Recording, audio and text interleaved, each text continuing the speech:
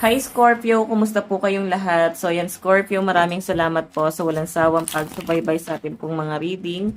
And kung ikaw ay bago pa lang sa ating channel, mag-subscribe na po kayo. Then i-click mo na rin yung ating notification bell para lagi kang updated sa ating mga bagong upload, okay? So Scorpio, sa mga interested sa ating private reading, nasa description box below lang po yung link.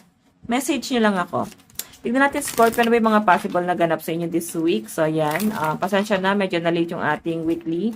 Kasi, fully schedule ako. Fully book ako nung weekend sa mga, sa mga nagpa-private reading. Kaya, busy din. Okay, so by the way.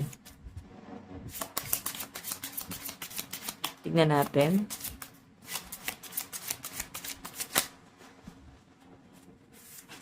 Scorpio, meron tayong the Empress. Wow, abundance to, guys.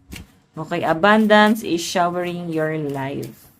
So, meron ako nakitang good news or basta maraming magandang mangyayari sa inyo this week. Good news and ayan, more on harvesting to, guys. Okay? Harvesting ng inyong fruit of labor. Kumbaga, nagbunga na, nagkaroon na ng progress dun sa mga inyong pinaghirapan. Okay? Tignan natin. Okay, Scorpio, meron tayong the star. 'Di ba? So, hitik ka sa bunga. Kaya ito yung kailangan mong iiwas. Since ikaw ay namumukadkad dito, pwedeng may naiinggit or nagagalit or naiinis. So, pwedeng makarinig ka ng sumbat sa isang taong minsan nang tumulong sa inyo. Okay? So, siguro kaya may sumbat kasi nga tinuruan ka lang nila, tinulungan ka lang nila, pero ang ganda na nangyayari sa buhay mo. Samantalang sila, guys, mukhang taliwas. Okay? So, ayan. So far, maganda naman yung nakita ko. May mga blessing na tumarating sa inyo, guys. May swerte May swerte nangyayari.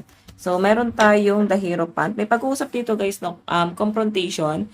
Pwedeng merong someone na gustong kumausap sa inyo. Gusto kanyang komprontahin tungkol sa kanilang kalagayan. Gusto niyang ipaliwanag sa inyo ano yung sitwasyon niya ngayon. And ang nakikita ko dito, Scorpio, gusto niya mag-confess sa inyo patungkol sa kanyang pinagdadaanan, sa kanyang problema. Pwede may problema to sa kanyang financial. So, ikaw, pwede maka-absorb ka ng mga negative galing sa ibang tao. Kagaya nga ng sabi ko, guys, maganda na yung flow ng pera mo eh. Okay? Talagang may abundance. Yun nga lang, guys, talagang may mga negative energy ang lalapit at lalapit sa inyo, guys, kahit positive naman na ang inyong buhay. Okay? So, again, meron tayong treatment. So, ito, guys, yung treatment kasi is may nagmo-move on. Moving on, or may nagkakasakit. Yung iba sa inyo, guys. Sa Empress kasi, guys, parang buntis to, no? Baka may buntis. Ayan, baka may magpapa-check up. Yung iba sa inyo, guys, pwedeng hindi kayo aware, hindi nyo alam. So, baka, ayan, mag-PT para aware din kayo. Pero, syempre, kailangan din, guys, pa-OB kayo kung gusto nyo, guys, 100% sure, okay? So, by the way, may nakikita ko dito, guys, na may nagkakasakit or parang may ma-hospital. Di naman, guys, ganun ka big deal. Okay, baka may magpapa-check up lang. Ano yung nangyayari? Parang ganun. Okay, so by the way, check pa natin. Scorpio.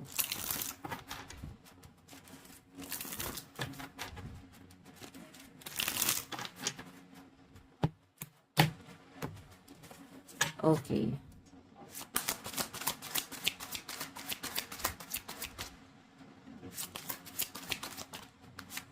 Meron tayong justice. Ayan, may nakikita ko, guys, something baka may mag-aayos dito ng papeles, documents, requirements. So, something paperworks. May nakikita po kung aayusin dito. Okay.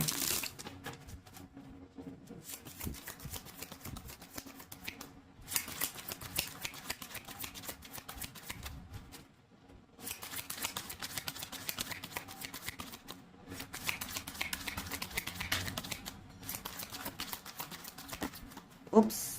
Meron tayong Knight of Water. Okay, so Knight of Water, guys. May nakikita ako dito na parang clueless ka, ano? Kumbaga parang nakikita ka ng mga tao ngayon sa paligid mo na parang malungkot, parang walang emosyon, pero deep inside talaga, masaya ka talaga, nag-celebrate ka. Medyo private din ang mga Scorpio this week. Pwedeng hindi ka nagpaparamdam or nagpapakita ng totoong emosyon mo. Okay? Yun yung nakikita ko sa inyo. Kumbaga, mas gusto mong maging private, ayaw masyado maging vocal kasi baka ma-evil ay nga naman. Okay? So, yan. May nakikita rin akong possible na parang paghahandaan na celebration na paparating dito. Okay. So, mas mapifeel din kayo sa mga Scorpio na mas magiging family-oriented sila ngayong week na to. Mas mag-focus kayo sa family nyo eh. And sa mga responsibilities. Todo kayod, parang ganun eh. As in, nagiging workaholic talaga ang mga Scorpio. Okay. Tignan pa natin. Scorpio, Sun, Moon, Rising, and Venus sign.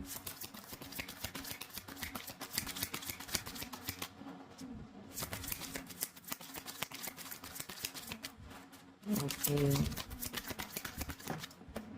Meron tayong Page of Air, but in reverse. So, may nakikita ko ditong someone na gusto mag-reach out sa inyo, pero hindi nila guys makuhang mag-reach out dito. So, siguro kumukuha ng tempo or pwedeng di nila maamin, di nila kayang umamin sa inyo ngayon, di nila kayang makipag-usap ngayon.